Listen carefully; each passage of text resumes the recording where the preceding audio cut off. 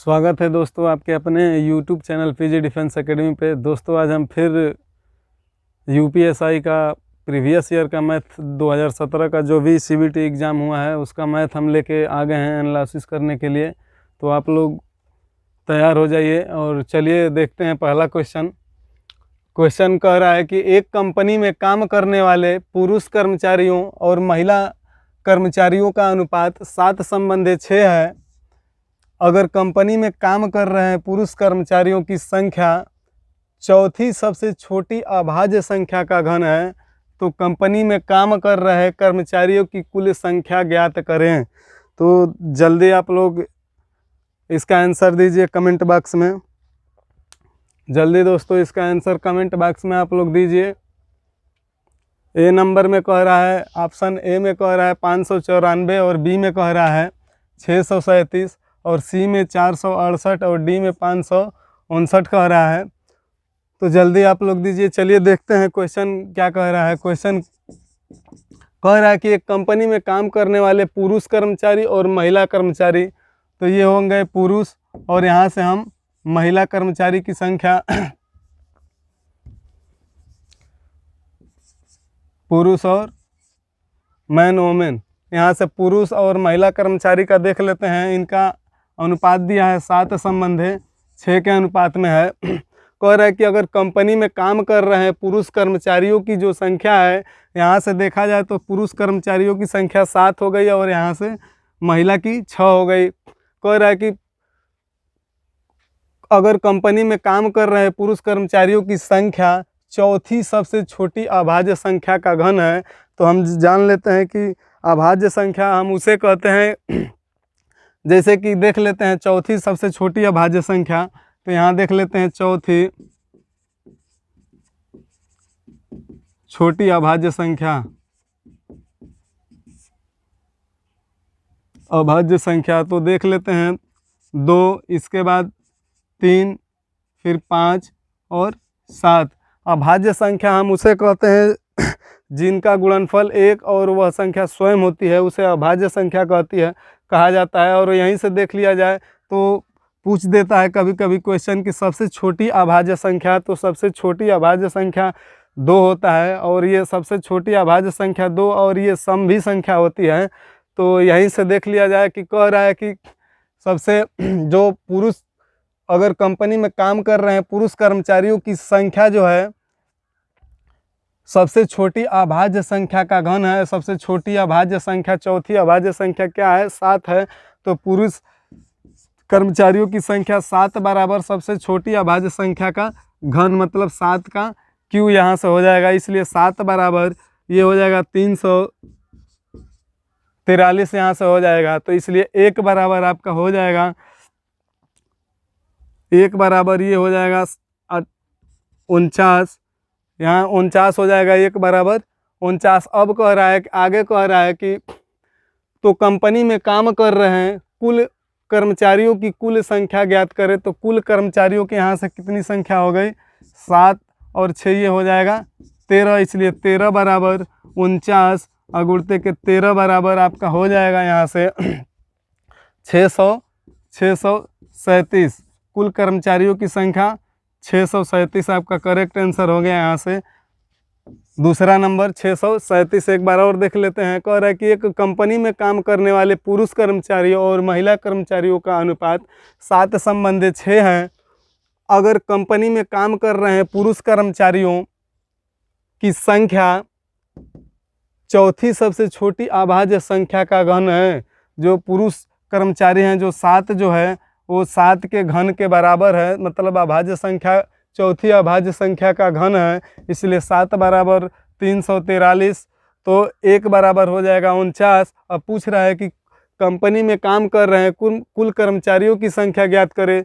तो कंपनी में कुल कर्मचारी कितने काम कर रहे हैं? तो 13। इसलिए 13 बराबर 49 गुणित 13 बराबर 637। तो आपका करेक्ट आंसर बी नंबर हो जाएगा 637। चलिए दोस्तों फिर सेकंड क्वेश्चन की तरफ चलते हैं। नेक्स्ट क्वेश्चन देखिए, दूसरा नंबर क्वेश्चन कह रहा है कि जब 5,500 रुपये के मूलधन को वार्षिक 3% की ब्याज दर पर 8 महीनों के लिए निवेश किया जाता है तो 8 महीनों के अंत में अर्जित साधारण ब्याज की राशि ज्ञात कीजिए। ऑप्शन में दिया है ए नंबर में 135 रुपया, बी में 142 रुपया और सी में 130 रुपया और वहीं डी में 110 रुपया। तो जल्दी आप लोग इसका आंसर दीजिए कमेंट बॉक्स में, जल्दी आप लोग आंसर दीजिए इसके। चलिए देखते हैं नेक्स्ट क्वेश्चन को हल करते हैं। कह रहा है कि 5,500 रुपये के मूलधन को वार्षिक 3% के ब्याज पर 8 महीने के लिए निवेश किया जाता है तो 8 महीनों के अंत में अर्जित साधारण ब्याज की राशि ज्ञात करें। तो पहले हमें यहाँ से मूलधन मालूम हो चुका है, मूलधन हमको पता हो चुका है कि कितना है 5,500 रुपया है और यहीं से समय भी पता चल गया हमारा। समय कितना है, समय जो है 8 माह है, 8 महीना 8 माह और दर दिया है जो कि 3% दर है और ब्याज पूछ रहा है, ब्याज क्या हो रहा है पूछ रहा है। तो हम देख ले रहे हैं यहाँ से महीने 8 माह को हम वर्ष में चेंज कर लेते हैं तो ये हो जाएगा 8/12 वर्ष। अब चलिए देखते हैं यहीं से यहाँ कट भी जाएगा तो चलिए यहीं रख देंगे। देखते हैं साधारण ब्याज बराबर होता है, साधारण ब्याज बराबर हो जाएगा आपका मूलधन गुणते दर गुणते समय बटा में आपका हो जाएगा 100। रख देते हैं यहाँ से साधारण ब्याज हमको मालूम करना है, रख देते हैं मूलधन कितना है 5,500 और दर 3% और समय दिया है 8/12, 100 गुणते 8/12। यहाँ से कट जाएगा, ये 0 से 0 कैंसिल हो गया, ये हो जाएगा यहाँ से 4 दूना के 8 और 4 तिहाई 12, 3 से 3 कट गया आपका। ये बचा कितना 100, 5 दूना के 10 और यहाँ से 5 दूना के 10, ये हो जाएगा 0 और ये 120 रुपया आपका क्या हो गया, ब्याज हो गया आपका 120 रुपया ब्याज के रूप में मिल गया। 120 रुपया नहीं सॉरी 110 रुपया आपका ब्याज के रूप में मिल जाएगा। देखिए एक बार और क्वेश्चन को देख लेते हैं। कह रहा है कि जब 5,500 रुपये के मूलधन को वार्षिक 3% के ब्याज दर पर 8 महीनों के लिए निवेश किया जाता है तो 8 महीने के अंत में अर्जित साधारण ब्याज की राशि ज्ञात कीजिए। जल्दी आप लोग देखिए इसको, क्योंकि ये 2017 यूपीएसआई में आया हुआ क्वेश्चन है। मूलधन यहाँ से हमको मालूम हो गया 5,500 रुपया और समय भी 8 माह हो गया है तो समय को हम क्या करेंगे कि वर्ष में चेंज कर लेंगे। यहीं दर दिया है 3% और ब्याज पूछ रहा है तो साधारण ब्याज बराबर हो जाता है मूलधन गुणते दर गुणते समय बटा में 100। तो हो जाएगा आपका यहाँ से 5500 गुणते के 3 और गुणे 8 बटा में 100 गुणते 12 हो जाएगा, कट जाएगा, ये कट पीट के आपका हो गया 110 रुपया, आपका आंसर हो गया 110 रुपया और डी नंबर आपका करेक्ट आंसर हो जाएगा डी नंबर। तो चलिए दोस्तों नेक्स्ट क्वेश्चन देखते हैं। तीसरा नंबर क्वेश्चन कह रहा है कि किसी संख्या का 40% दूसरी संख्या के 30% से 330 रुपया अधिक है यदि दूसरी संख्या ऊपर उल्लिखित अंतर के 3 गुना से 90 कम है तो पहली संख्या के 4/5वें हिस्से का मान दूसरी संख्या का कितना प्रतिशत होगा। तो जल्दी आप लोग इसका आंसर दीजिए बच्चों, कमेंट बॉक्स में जल्दी आप लोग इसका आंसर दीजिए, क्योंकि आज से डेली हम यूपीएसआई का जितना भी शिफ्ट में प्रीवियस पेपर हो चुका है उसको हम लेके डेली शाम 8 बजे आएंगे और जम के आप लोग तैयारी करिए, क्योंकि मैथ में कुछ भी छूटे ना आप लोगों का। तो इसलिए हम डेली प्रीवियस सेट जितना है आपको मैथ का हम डेली करवाएंगे। तो चलिए देखते हैं क्वेश्चन में दिया है, ऑप्शन में दिया है 133.33%, यहाँ दिया है 90.09% और यहाँ दिया है 111.11% और लास्ट में दिया है डी नंबर में 123.43%। तो देख लेते हैं। कह रहा है कि एक संख्या का 40% दूसरी संख्या के 30% से 330 रुपया अधिक है यदि दूसरी संख्या ऊपर उल्लिखित अंतर के 3 गुने से 90 कम है तो पहली संख्या के 4/5वें हिस्से का मान दूसरी संख्या का कितना प्रतिशत होगा। तो पहले हम मान लेते हैं कि माना पहली संख्या x है। अब आगे कह रहा है कि दूसरी संख्या के 30% से 330 रुपया अधिक है, और आगे कह रहा है कि यदि दूसरी संख्या ऊपर उल्लिखित अंतर का मतलब 330 रुपया, जो कि दूसरी संख्या से क्या हो रहा है, अधिक हो रहा है, तो कितना अधिक या कम हो रहा है। तो 330 रुपया 3 गुना से 90 कम है, तो दूसरी संख्या यहीं से हम लोग निकाल लेते हैं। दूसरी संख्या बराबर अंतर 330 का 3 गुना में 90 क्या है, कम है। ये हो जाएगा आपका 990 माइनस के 90 बराबर दूसरी संख्या आपको प्राप्त हो गया कितना, 900 रुपया यहाँ से हो गई दूसरी संख्या। अब आगे क्वेश्चन में देखते हैं, अकॉर्डिंग टू क्वेश्चन में देखते हैं, कह रहा है कि पहली संख्या किसी संख्या का 40%, मान लेते हैं किसी संख्या, वह संख्या क्या है, x है, x का 40% बराबर, आगे कह रहा है कि दूसरी संख्या के 30%, दूसरी संख्या आपका मालूम हो चुका है 900 का 30% से 330 रुपया क्या है, अधिक है, से 330 रुपया अधिक है। यहाँ से जीरो से ये जीरो कैंसिल हो जाएगा, ये हो जाएगा 3 9 27, यहाँ से आपका हो जाएगा x गुणते 40 बटा में 100 बराबर ये 270, ये प्लस के 300 आपका 30 हो जाएगा। यहीं से फिर आगे देख लिया जाए 40 बटा में 100, x बराबर ये आपका 600 हो जाएगा। तो x बराबर कितना हो जाएगा आपका, यहाँ से ये 600 गुणते ये ऊपर चला जाएगा 100 बटा में 40, जीरो से आपका जीरो एक कट जाएगा यहाँ से। अब ये हो जाएगा 15 चौके 60, 15 चौके आपका 60 हो जाएगा। यहाँ से हो जाएगा आपका 1500 क्या हो गया, पहली संख्या आपका यहाँ से ज्ञात हो गया 1500 जो है पहली संख्या। अब कह रहा है यहीं कह रहा है आगे कि तो पहली संख्या के 4/5वें हिस्से का मान, तो पहली संख्या के 4/5वें हिस्से का मान, 4/5वें हिस्से का मान यहाँ रख देते हैं 1500, तो ये कट जाएगा 5 3 15, ये हो जाएगा आपका 4 3 1200 रुपया हो जाएगा। आप कह रहा है कि हिस्से का मान दूसरी संख्या का कितना प्रतिशत है, तो दूसरी संख्या से पूछ रहा है, दूसरी संख्या कितना है 900, तो कितना प्रतिशत है, तो यहीं से निकाल देते हैं हम। यहाँ से पहली संख्या अब बटा में पहली संख्या के 4/5वें ये भाग है, 4/5वें मान, यहाँ से दूसरी संख्या 900 गुणते ये हो जाएगा आपका 100%, कट के ये जीरो से जीरो कट गया, ये 3 तिली के 9 और ये 3 चौके 12।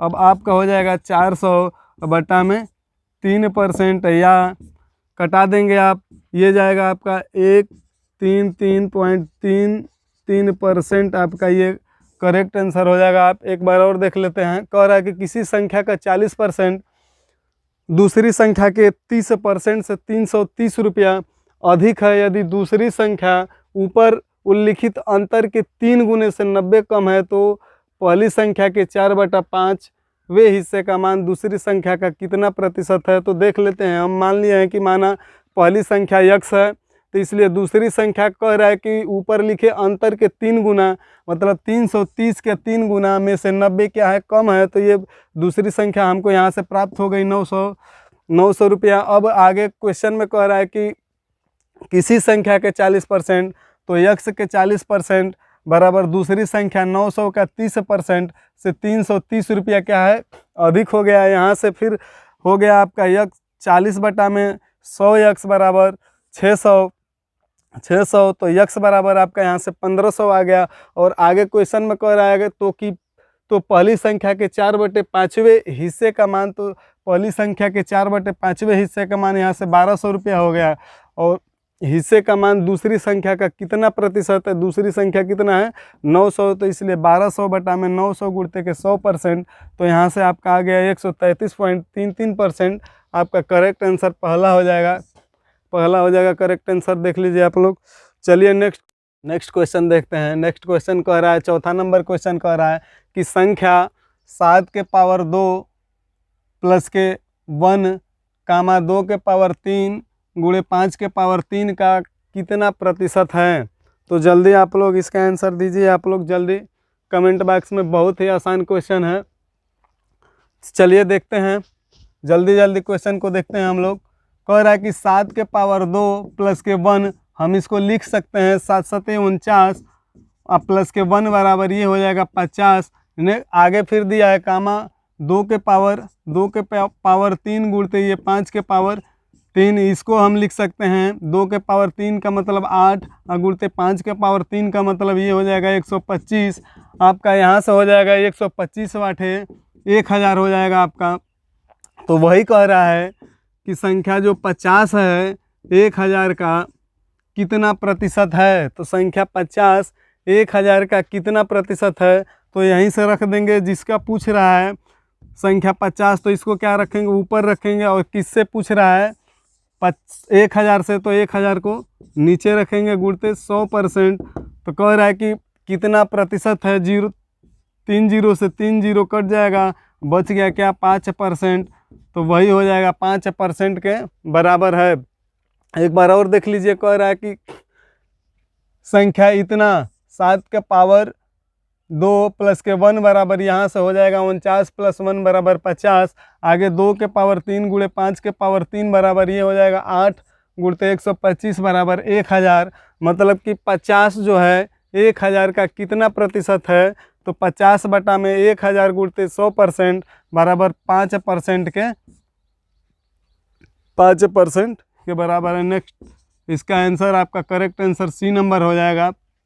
चलिए चलते हैं नेक्स्ट क्वेश्चन की तरफ। क्वेश्चन देखिए क्या कह रहा है। 5वां क्वेश्चन कह रहा है कि 2 बाइक 20 किलोमीटर प्रति घंटा और 18 किलोमीटर प्रति घंटा की गति से चलते हुए एक ही स्थान से शुरू करके एक ही गंतव्य पर पहुंचती हैं। यदि एक बाइक दूसरी बाइक से 15 मिनट अधिक लेती है तो दूरी ज्ञात करें। जल्दी इसका आंसर दीजिए आप लोग।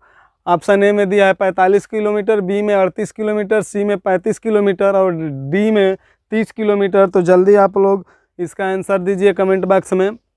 और हम बता देना चाहते हैं कि आप लोग डेली आप लोग प्रैक्टिस करिए मैथ का। जो भी आपका क्वेश्चन फंसे तो हमारे टेलीग्राम चैनल को आप लोग ज्वाइन कर लीजिए और उसमें आप अपना क्वेश्चन डालिए, क्योंकि अगले क्लास में आपका क्वेश्चन को हल करके बताया जाएगा।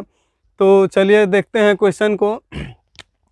कह रहा है कि 2 बाइक, एक 20 किलोमीटर प्रति घंटा और एक 18 किलोमीटर प्रति घंटा की गति से चलते हुए एक ही स्थान से एक ही शुरू करके एक ही स्थान से और एक ही स्थान पर पहुंचती है, मतलब एक ही गंतव्य पर पहुंचती है। यदि एक बाइक दूसरी बाइक से 15 मिनट अधिक समय लेती है तो दूरी ज्ञात करें। मान लेते हैं, माना दूरी कितनी है, x किलोमीटर है। अब आगे देख लेते हैं। यहीं से समय बराबर हमारा होता है, समय बराबर होता है दूरी बटा चाल। और यहाँ दे दिया है एक पहली बाइक जो है, पहली और दूसरी, पहली बाइक जो है x बटा हो जाएगा आपका 20 बटा 20। और यहीं से दूसरी बाइक कह रहा है कि x बटा 18, यहाँ से x बटा 18 हो जाएगा। आप कह रहा है कि आगे कि जो दूसरी बाइक से, यदि एक बाइक दूसरी बाइक से 15 मिनट अधिक समय लेती है तो कितना समय अधिक लेती हैं, 15 मिनट। और मिनट को हम घंटा में चेंज कर लेंगे, क्योंकि आंसर में हम देखेंगे कि ये किलोमीटर है, इसलिए हम इसको घंटा में चेंज कर लेंगे, किलोमीटर प्रति घंटा। अब यहाँ हम देखेंगे, हल करते हैं। x बटा 20 बराबर ये हो जाएगा आपका x बटा 18 प्लस के 15 बटा 60। यहाँ से कटा देंगे हम, 15 चौके 60 हो जाएगा आपका। अगर इधर आ जाएगा ये तो x बटा में 20 माइनस ये हो जाएगा x बटा 18 बराबर 1 बटा 4। अब यहीं से कर दीजिए, यहाँ से हो जाएगा आपका 360, ये हो जाएगा आपका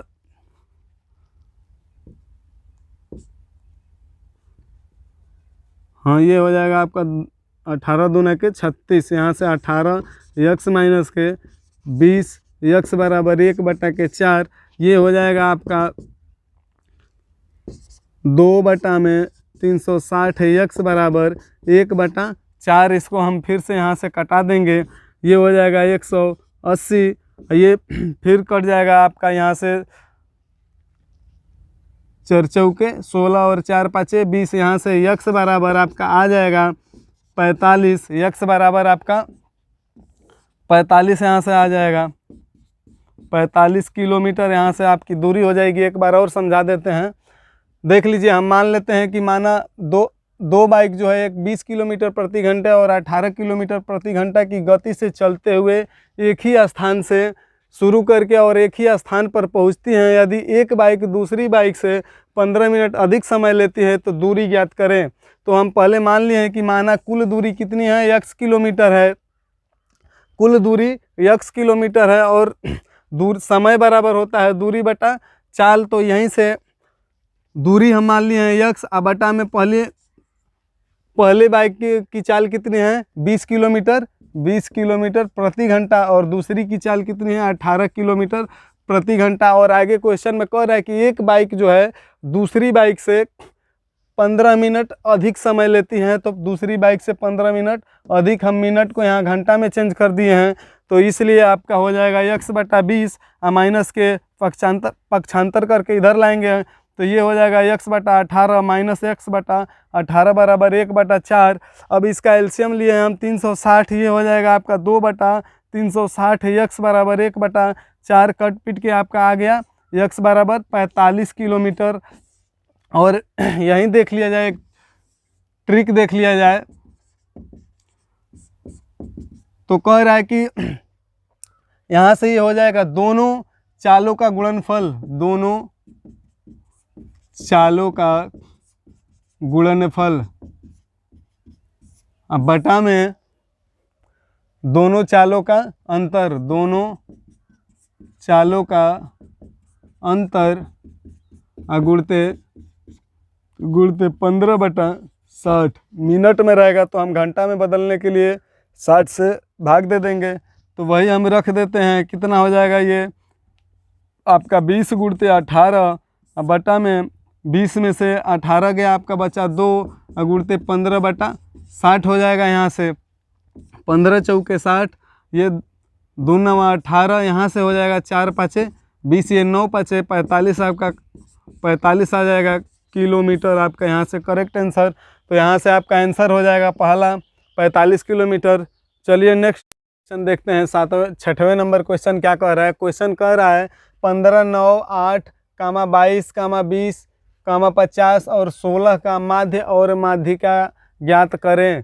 तो जल्दी आप लोग आंसर दीजिए। आप लोग इसका कमेंट बॉक्स में ऑप्शन दिया हुआ है। यहाँ आपका ए में दिया है 20 और 16, बी में 19 और सी में 20 और 20 और डी में दिया है 18 20।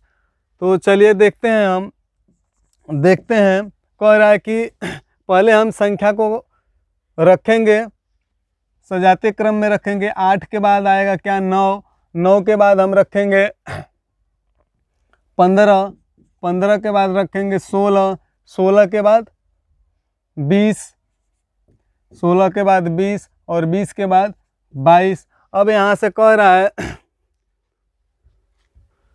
और एक और कोई छूट रहा है क्या, यहाँ देख लिया जाए। 15 9 8 15 20 22 और यहाँ 50।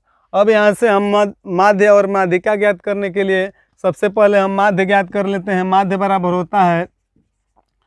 बराबर होता है कुल संख्याओं का योग, कुल संख्या का योग बटा में कुल संख्या।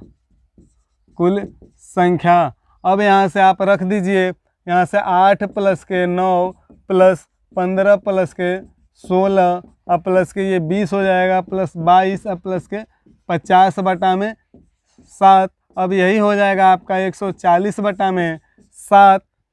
जोड़ेंगे आप 140 बटा में 7 हो जाएगा, 7 दूना के 14। यहाँ से आपका ये 20, आपका यहाँ से माध्य कितना हो गया 20, माध्य 20 हो गया। और माध्यिका ज्ञात करने के लिए फार्मूला है, देख लेते हैं यहीं से। n प्लस के 1 बटा में 2 वहाँ पद, और यहाँ जो यन है वो विषम संख्या होनी चाहिए, विषम संख्या होनी चाहिए। यनवा पद आपका क्या हो जाएगा 7। संख्या कितनी है, संख्या हो जाएगी आपकी 7। 7 प्लस के 1/2 बराबर ये हो जाएगी 8/2, मतलब ये 4वां पद। और यहाँ देख लेंगे कि चौथा पद कौन सा है, तो 1 2 3 4 आपका ये चौथा पद ये 16। तो यहाँ से आपका करेक्ट आंसर हो जाएगा चौथा पद 16, 16वां ये 16 हो जाएगा। तो यहाँ से आपकी मध्य का 16, या तो दोनों तरफ से, मध्य का मतलब बीच में होता है, दोनों तरफ से 3 इधर और 3 इधर, बीच में क्या बच गया 16। यहाँ से भी मध्य का ऐसे भी ज्ञात कर लेंगे हम लोग। तो एक बार और समझ लेते हैं कि कहा है क्वेश्चन में कि 15, 9, 8, 22, 20, 50 और 16 का माध्य और माध्यिका ज्ञात करें।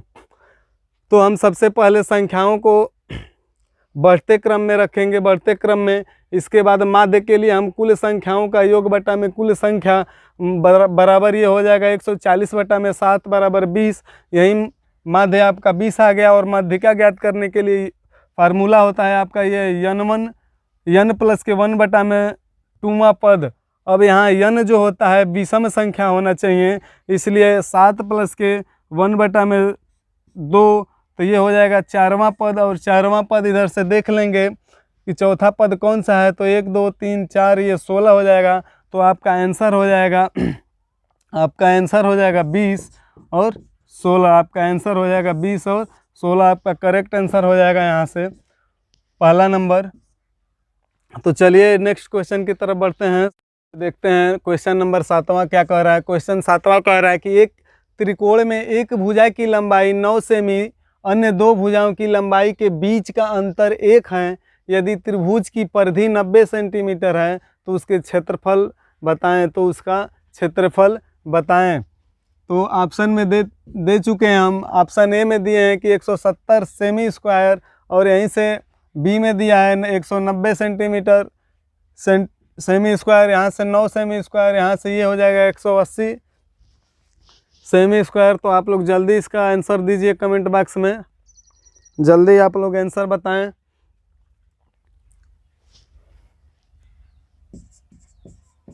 चलिए देखते हैं क्वेश्चन को। कह रहा है कि एक त्रिकोण में एक भुजा की लंबाई, पहले हम त्रिभुज बना लेते हैं। यहाँ से ये हो गया ए और ये बी और ये सी। कह रहा है कि एक भुजा की लंबाई 9 सेमी है, 9 सेमी है, और दूसरी भुजा की लंबाई जो है अन्य 2 भुजाओं की लंबाई के बीच का अंतर कितना है 1 है। तो त्रिभुज की परिधि 90 सेंटीमीटर है, तो उसका क्षेत्रफल बताएं। तो मान लेते हैं कि यहाँ से देख लेते हैं ए बराबर 9 सेमी हो जाएगा, इसलिए बी बराबर जो है सी प्लस के 1 हो जाएगा यहाँ से। क्योंकि जो बी है, एक जो भुजा है दूसरी भुजा से एक क्या है अधिक है। तो यहीं से देख लेते हैं हम आगे कि त्रिभुज की परिमाप बराबर त्रिभुज का परिमाप कितना है ए प्लस बी प्लस सी बराबर 90 सेंटीमीटर है यहाँ से। तो इसलिए यहाँ हम रख देते हैं ए का मान रख देंगे, यहाँ से ये हो जाएगा 9, अब प्लस के बी का मान रख दीजिए यहाँ से, तो हो जाएगा सी प्लस के 1, अब प्लस के सी बराबर 90। तो ये हो जाएगा आपका 10 प्लस के सी, 10 प्लस के 2c बराबर 90। तो 2c बराबर 80, तो c बराबर आपका हो जाएगा 40, c बराबर आपका 40 हो जाएगा यहाँ से, c बराबर 40। तो इसलिए b बराबर क्या हो जाएगा, एक अधिक है, तो ये हो जाएगा b बराबर 41, b बराबर यहाँ से 41 हो जाएगा। अब आगे कह रहा है कि उसका क्षेत्रफल बताएं। तो उसका क्षेत्रफल बराबर होता है त्रिभुज का क्षेत्रफल बराबर होता है आधार गुणते 1/2 आधार गुणते ऊंचाई होता है। अब यहाँ से हम रख देंगे आधार 1/2 गुणते के आधार कितना है 9 है, और ऊंचाई कितनी है 40 है। 2 से ये कट जाएगा, 2 दूना के 4, ये 2 9 18 यहाँ से हो जाएगा 180 सेमी स्क्वायर आपका आंसर हो जाएगा। एक बार और देख लीजिए, कह रहा है कि एक त्रिभुज में एक भुजा की लंबाई 9 सेमी है, अन्य दो भुजाओं के लंबाई के बीच का अंतर 1 है। यदि त्रिभुज की परिधि 9 सेंटीमीटर है तो उसका क्षेत्रफल बताएं। तो हम त्रिभुज मान लिए हैं और इसकी तीनों भुजाओं की लंबाई जो है कितनी है, परिधि जो है, परिमाप जो है 90 सेंटीमीटर है, दे दिया है पहले से। और एक भुजा की भी यहाँ से लंबाई दे दिया है 9 सेंटीमीटर। और कह रहा है आगे क्वेश्चन में कि जो एक भुजा है दूसरी भुजा के, दो भुजाओं के बीच का अंतर क्या है, 1 है। अगर मान लीजिए भुजा, अब यहाँ से परिधि आपका निकल गया, ए का मान दिया है 9, यहाँ हम रख दिए हैं। और बी हम यहाँ से मान चुके हैं कि जो बी है सी से क्या है, 1 अधिक है, तो इसलिए रख देंगे यहाँ से सी का मान। बी का मान रखेंगे तो सी प्लस के 1 हो जाएगा, यहाँ से प्लस के सी पहले से है बराबर 90, तो 10 प्लस के 2c बराबर 90, इसलिए 2c बराबर 80, तो c बराबर 40 हो गया।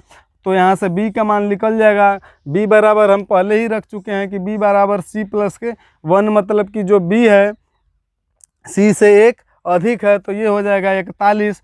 तो इसलिए त्रिभुज का क्षेत्रफल बराबर होता है 1/2 आधार गुणते ऊंचाई होता है। 1/2 आधार हम 9 माने हैं और ऊंचाई जो है 40 हो गया आपका। ये कट के आपका आ गया 180 सेंटीमीटर सेमी स्क्वायर हो गया आपका। तो चलिए नेक्स्ट क्वेश्चन की तरफ बढ़ते हैं। 8वां क्वेश्चन देखते हैं। 8वां क्वेश्चन कह रहा है कि 8372 4372 प्लस के 7838 यहाँ हो गया 322 माइनस 4315 प्लस 233 माइनस 333 बराबर यक्स। तो यक्स का मान होगा, ऑप्शन में दिया है, ए में दिया है 8276, बी में दिया है 8617 और सी में दिया है 8117 और डी में 8177 दिया है। तो जल्दी आप लोग इसका आंसर बताएं, जल्दी आप लोग आंसर बताइए इसका। डेली हम लोग ऐसे ही क्वेश्चन यूपीएसआई का जितना 2017 का हो चुका है, सीबीटी एग्ज़ाम में जितना भी, उसका हम लोग प्रैक्टिस डेली करेंगे जब तक कि एग्ज़ाम ना हो जाए। और इसमें हम लोगों को पाना है, अच्छा नंबर पाना है, इसलिए आप लोग भी सहयोग करिए और ज़्यादा से ज़्यादा बच्चों को जोड़िए कि हमें भी मज़ा आए पढ़ाने में। तो चलिए देखते हैं क्वेश्चन को। ऐसे क्वेश्चन में हम क्या करेंगे कि पहले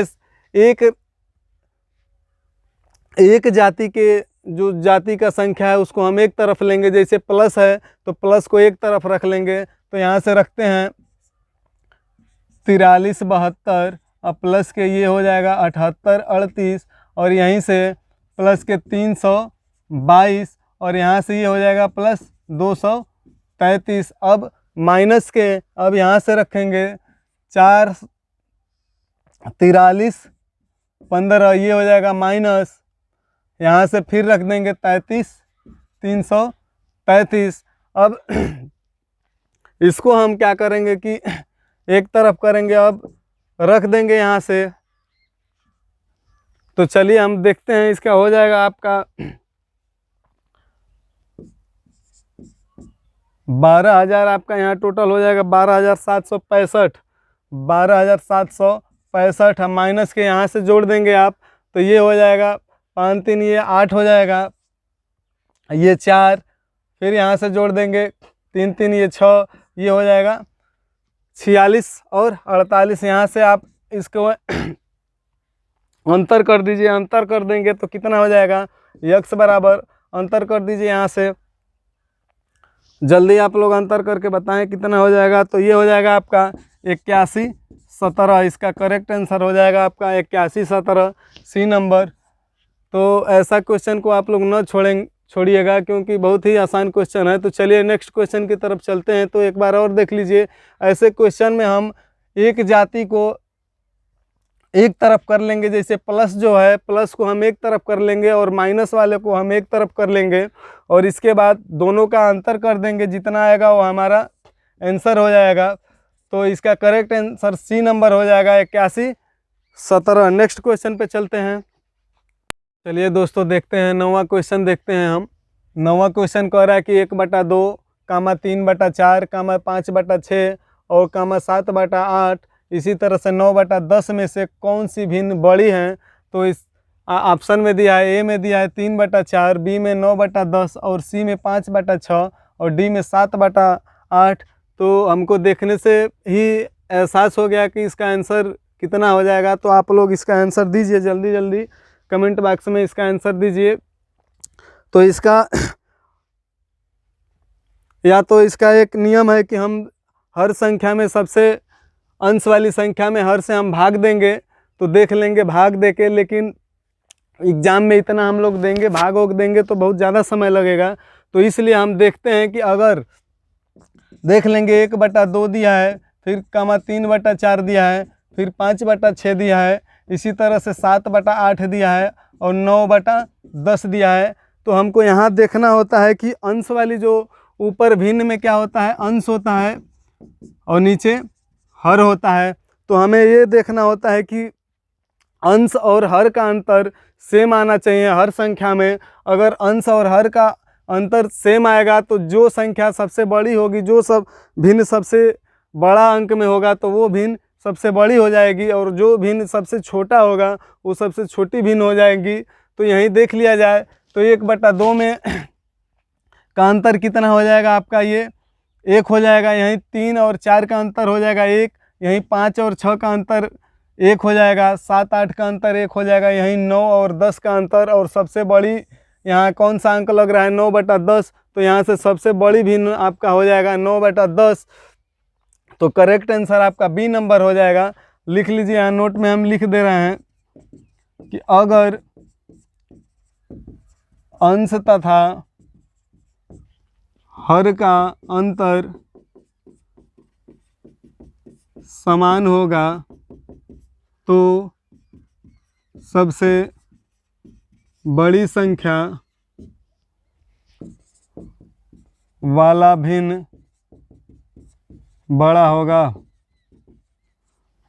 नहीं तो आप लोग भाग दे के देखिएगा, 1/2 में करेंगे तो आपका ये हो जाएगा 0.5 हो जाएगा यहाँ से। इसी तरह से आगे 3/5 और इसी तरह से देखेंगे 9/10 का, तो ये हो जाएगा 0.9।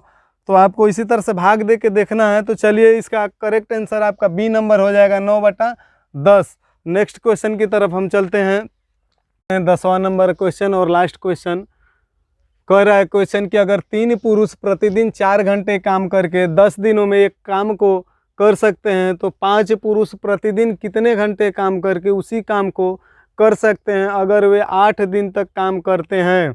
ऑप्शन में दिया है, ए में 3 घंटा, बी में 4 घंटा और सी में 1 घंटा और डी में 5 घंटा। तो जल्दी आप लोग इसका आंसर बताएं। और ये लास्ट क्वेश्चन है आज का। इसी तरह से हम डेली शाम 8 बजे लेके आते रहेंगे और आप लोग ज़्यादा से ज़्यादा बच्चों को जोड़िए, सहयोग करिए, क्योंकि जब तक ये एग्ज़ाम ना हो जाए तब तक जितना प्रीवियस पेपर है उसको हम लोग हल करेंगे। डेली आप लोग भी साथ दीजिए और पढ़िए कि जब तक कि एग्ज़ाम में हम मैथ में जितना क्वेश्चन बने उसमें हम अच्छा स्कोर करें, इसलिए हम डेली इस क्वेश्चन को लेके आएंगे, प्रीवियस क्वेश्चन को। तो चलिए देखते हैं क्वेश्चन में। कह रहा है कि अगर 3 पुरुष पर प्रतिदिन 4 घंटे काम करके 10 दिनों में एक काम को कर सकते हैं तो 5 पुरुष प्रतिदिन कितने घंटे काम करके उसी काम को कर सकते हैं अगर वे 8 दिन तक काम करते हैं। तो देख लेते हैं, M1 D1 और T1 बराबर होता है M2 D2 और T2 यहाँ होता है। इसी पर तो कितने दिन तक काम कर सकते हैं, प्रतिदिन कितने घंटे, तो x घंटे हम मान लेंगे। तो यहीं से x घंटे हम मान लेंगे कि काम करके पूरा कर लेंगे। तो पहले 3 पुरुष 4 घंटे कार्य करके 10 दिनों में कार्य को पूरा कर सकते हैं, लेकिन आगे कह रहा है कि 5 पुरुष कितने घंटे काम करके उसी काम को 8 दिन में कर सकते हैं। गुणते के T2 यहाँ से आ गया, आपका पता करना है। यहाँ से काट दीजिए, 4 दूना के 8 हो गया, 5 दूना के 10 हो गया, 2 से ये 2 कट गया। तो T2 बराबर आपका समय आ गया 3 घंटा। 3 घंटा आपका आंसर हो गया। यहाँ से करेक्ट आंसर ए नंबर 3 घंटा हो जाएगा। एक बार और देख लीजिए, कह रहा है कि 3 पुरुष 4 घंटे कार्य करके 10 दिनों में किसी कार्य को पूरा कर सकते हैं तो 5 पुरुष 8 दिन कार्य करके कितने समय में पूरा कर सकते हैं। तो आपका यहाँ हो गया आपका करेक्ट आंसर 3 घंटा समय लगेगा। 3 घंटा, जो कि 5 पुरुष 8 घंटा कार्य करके ये 3 घंटे में काम को पूरा कर देंगे। तो इसी क्वेश्चन से आज लास्ट का क्वेश्चन है। तो चलिए दोस्तों, फिर हम कल मिलते हैं। कल की क्लास में फिर यूपीएसआई 2017 का क्वेश्चन मैथ का लेके फिर हम कल आएंगे। तो इसके लिए आज के लिए धन्यवाद। चलिए फिर कल मिलते हैं।